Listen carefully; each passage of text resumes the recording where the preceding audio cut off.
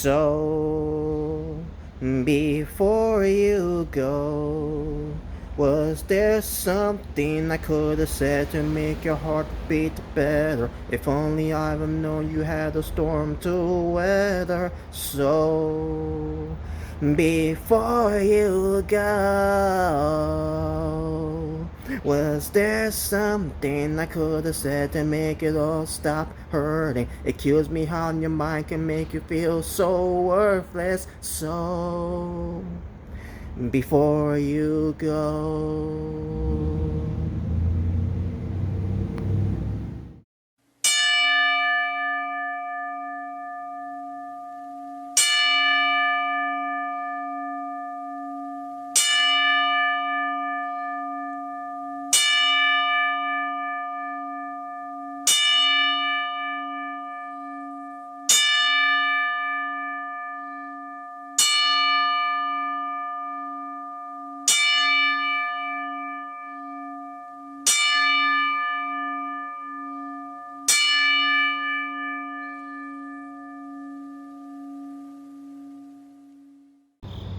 What's going on, YouTubers? For ladies and gentlemen, it's the Natural Born Thriller, and welcome everyone to All Elite Wrestling Review, the go home show edition for AEW All Out, where it pertains to giving you AEW Rampage results. The show from September 3rd, 2021, and they were in Chicago, Illinois, obviously at the Now Arena, the United Center in Chicago.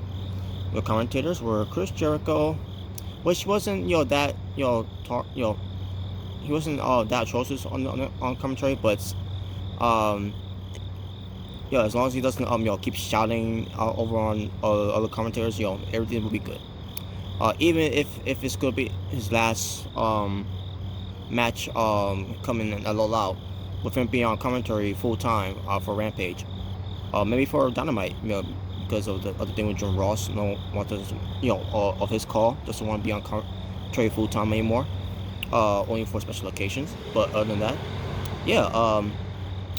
not much about talk about the show here, folks. Basically, they build up, for All Out, pertains to a couple of matches that they presented here. Not much to write about, but basically your commentators again: Chris Jericho, Taz, Mark Henry for a little bit until he goes to do things backstage, and who's your commentator? Oh jeez, Excalibur.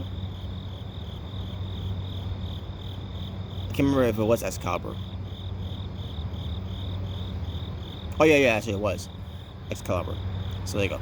I remember him saying picture in picture. But there you go. So let's get right back here, folks, with 3 matches that were the total amount, and let's get right into having it on the show here. We got Malachi Black versus Lee Johnson in a match that didn't last that long, but actually it kind of did last long, but pertains to the matchup between Lee Johnson and Malachi Black. It was alright. Wasn't nothing to write home. Then Lee Johnson made a mistake where the crowds saw Lee Johnson made a mistake to Malachi Black, which tends to give him like a strike, a hard, stiff strike on the face like that, and then the crowd was chanting, "You fucked up," which means Lee Johnson is going to be fucked up by Malachi Black, which he did.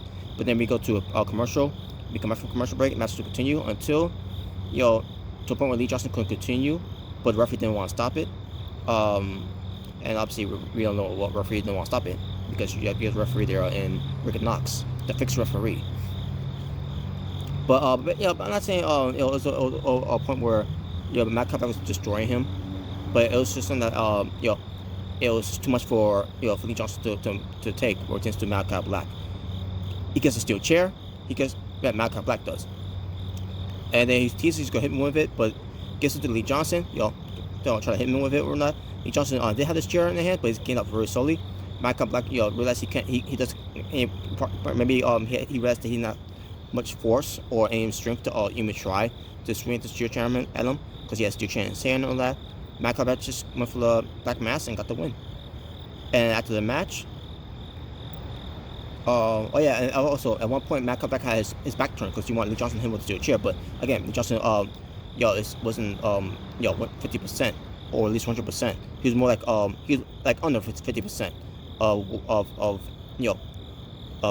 picking himself up. But he ends up getting back up though, but wasn't enough. Madcap still destroyed him. After the match, Dustin Rhodes came out to chase away Madcap Black. I want to say just away Madcap Black, but basically to defend Lee Johnson. And basically, this is going to lead to a match between those two at Dynamite. Once we get all the way. So there you go. Also, we go backstage. Because at this point they went commercial break, and then we came back from commercial break. Mark Henry is standing with Dustin Rhodes. Dustin Rhodes wants a match with Madcap Black on Wednesday's Dynamite. Dustin Rhodes says for years he lived in the darkness, and Madcap doesn't scare him. He thrives in the darkness for the last 5 decades, and says that he wants to put a stop to Madcap's madness, attacking his family.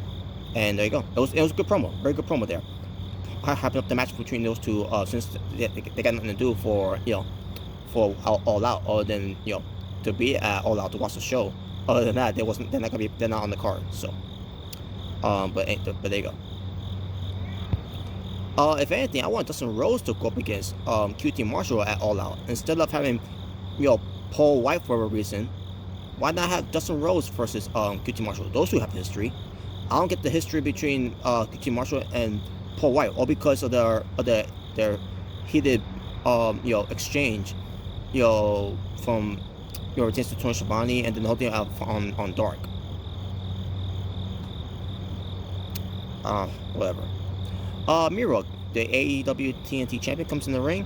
He tells Eddie Kingston ahead of the title bout on Sunday that he acknowledged that Eddie Kingston struggled to get to AEW. However, he thinks that he's gotten soft now that he has stand beside Jon Moxley.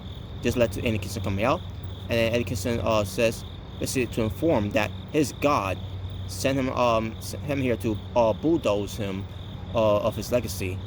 Miro warns if Kingston dares to step into the ring, he won't be standing come Sunday. And then Eddie Kingston doesn't care at this point, and then he goes right into the ring, waiting for Miro to leave the ring. And then Eddie Kingston says, let me go after him from the other side. And then Miro clocks him with the TNT title belt, like he knew he was going to go after him and all that. And they start fighting. All of a sudden, Eddie Kingston got the better of Miro, gives him the back fist to the future, and they gives him a pitch perfect DDT onto Miro in the ring. Because the story here is that Eddie Kingston knows his kryptonite, his weakness, is the DDT. Because the whole thing with Flaco Del Sol did with Miro, the DDT, and like so. Isn't that how everyone feels the effects of the DDT? I don't get it. I don't get it at all. But that's the story. That's the story they're going with, and they're sticking to it.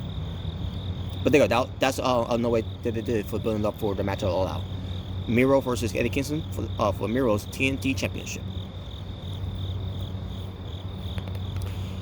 We get the handicap match with Chris Stanlander, the Galaxy Greatest Alien, versus Rebel, and Jamie Hayter can be accompanied by Dr. Britt Baker, who's the AEW Women's Champion.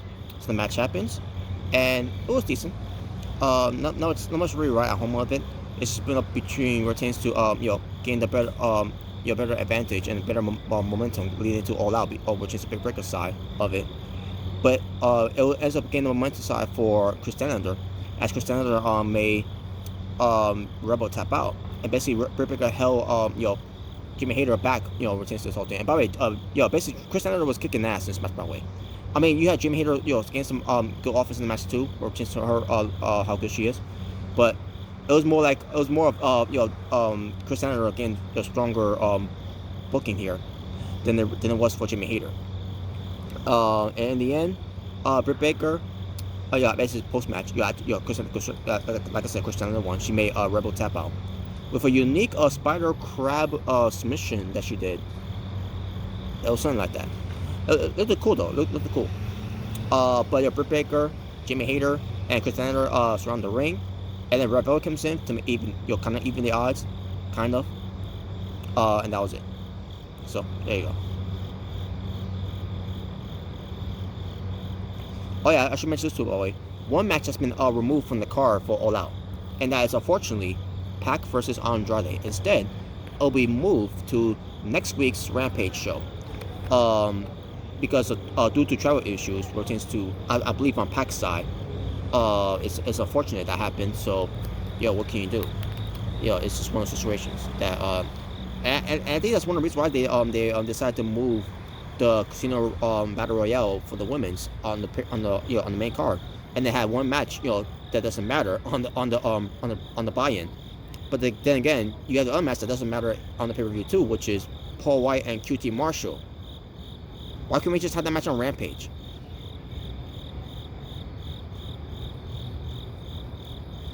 Always on Dynamite.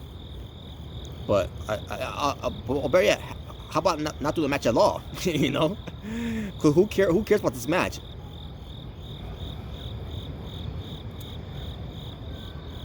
But Pac and Andrade will face each other at Rampage next week. Oh, apparently, I must have missed this part. Apparently, there was a press conference between Jon Moxley and Satoshi Kojima, which is the match at All Out. And they I guess they was exchanging blows to one another when they met. I must have missed it. I guess I must have missed it, because I was skipping through the commercials and everything, and I think I must have skipped this by mistake. So I'm gonna try to check that out. Even though it doesn't matter either way, but whatever. But that match is all basically another thing they did here, just to put up for All Out before we get to it. And I've watched it from those, by the way, folks. By the way, I'm not actually at home yet. It's a long story. I'm not even gonna mention why I'm not home yet. So, we hear from 2.0 with Daniel Garcia, and also we hear from Darby Allin, who's with Sting. Basically, the whole 3 split screen, which is Mark Henry doing the interview, the usual stuff. So we hear from Daniel Garcia and with 2.0 about guarantee that Darby Allin ain't gonna make it to All Out. They'll make sure of it. And Darby Allin thinks that the match with Garcia will help him prepare for his match against CM Punk on Sunday, and that was basically it for that. And speaking of CM Punk, they've been promoting that CM Punk's gonna appear there, and he appears there, pertains to him being on commentary with Chris Jericho, Excalibur, and Taz.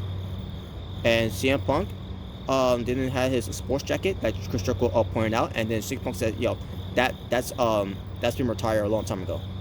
That was the old CM Punk back in the days of WWE. And I know people are gonna say, oh, he's taking no shot at WWE. No, he wasn't. That was not the case at all. Anyone saying that, shut the fuck up, because y'all don't know what y'all talking about. So, Darby Allin with Sting versus Dan Garcia with 2.0 at ringside. Match happens between Daniel Garcia and Darby Allin. Very good match. In the end, it was obviously Darby Allin getting the win. Getting the I don't know what kind of pin it was. The Last Supper. Oh yeah, that's right. It was this Last Supper pin that he does. I think that was the same move that he did on Cody Rhodes, if I'm not mistaken, when he won the TNT title at Full Gear. I could be wrong, but don't quote me on that. So after the match, all of a sudden, 2.0 beats up on Darby Allin, and the Sting gets in there to beat up on Dan Garcia and one of the 2.0 guys, and the 2.0 guys went back on Darby Allin while Sting went after Dan Garcia. Also, CM Punk gets off the commentary booth, goes to 2.0, and 2.0 is backing away from CM Punk, only for Darby Allin, who's already in the ring, run towards them with his diving suicide dive onto 2.0, and then he stares at CM Punk afterwards. Like it was insane that on how Darby Allin just did that, and then also he's right back on his feet and staring at CM Punk, and then they have a stare down before they get to the pay-per-view. And there you go. And that was it. That was it for AEW Rampage, and that was all they did. Pertains to building up their home show edition on Rampage for the pertains to AEW All Out. My overall show for the show itself was, it did a good job for building up All Out. As far as my overall show rating, I'm gonna go with a 7.9 out of 10. Good show. Another good show I enjoyed of Rampage. And with that being said, and by the way, it was a live show. But yeah, there you go. But with that being said, I'm gonna get out of here, folks. I have to get this done too, by the way, because I want to get this done quick too, because I want to get this up for, before I can do my preview later on. So that being said, thank you all for watching. For It's the Natural Born Thriller, which I have time to do the preview anyway, but I just want to get this out of the way, before I go home. So, as I say, peace on the streets. Y'all take care.